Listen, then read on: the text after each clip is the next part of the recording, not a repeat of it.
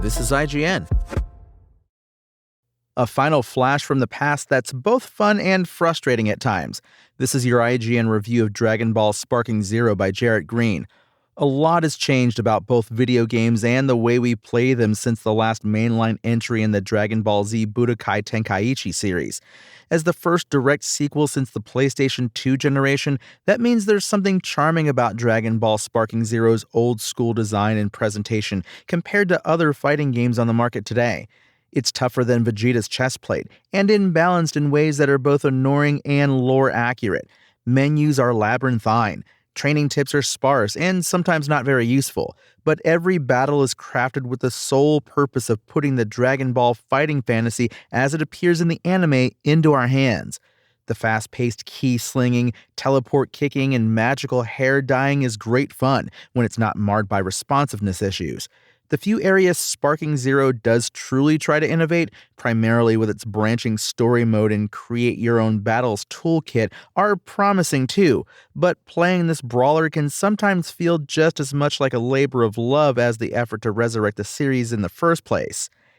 This game has a truly immense roster. More than 180 fighters pulled from every nook and cranny of the series are playable, many needing to be unlocked first via the shop or story modes.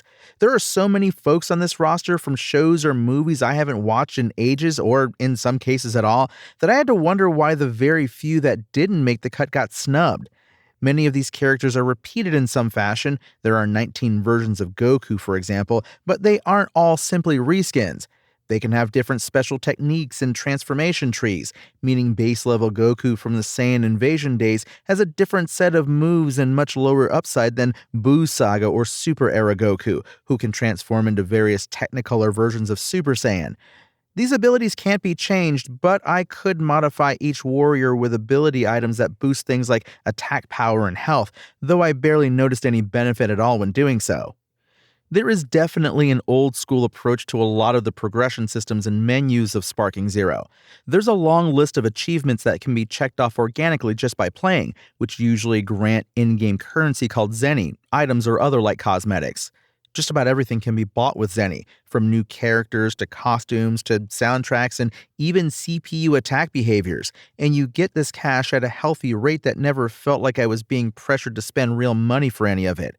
There are microtransactions, like the $35 season pass covering 3 packs of characters and 2 $15 music packs, but I didn't see any option to buy them without leaving the action and going to the storefront directly, a rarity in 2024.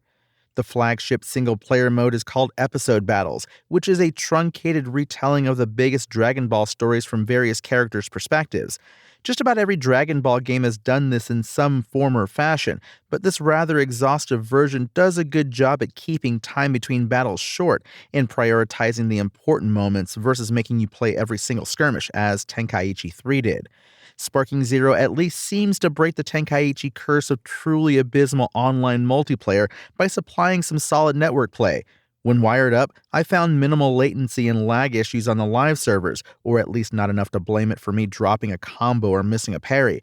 There is a local split screen option for people who want to duke it out in person, but it's disappointingly limited to one stage, the white void of the hyperbolic time chamber. Even still, playing Sparking Zero with real people that you can hit with a dramatic one-liner or a guttural power-up scream is still the best way to do it, by far. Online modes are pretty straightforward, but the DP battle stands out as the most interesting way to play. It constricts your up to 5-member teams by assigning a point value to every member of the roster, giving you 15 points maximum to split between them. Stronger characters are more expensive, so you could keep your team small and full of high-cost heavy hitters like the Kais or furry SSJ4 Saiyans, or hope a full host of cheaper characters like Krillin and Yamcha can overwhelm the opponent. I like starting with a character's cheaper base form, knowing that with decent play I would be able to transform them into the stronger forms over time, the early discount coming at the risk of getting beat down before I can get my power up to speed.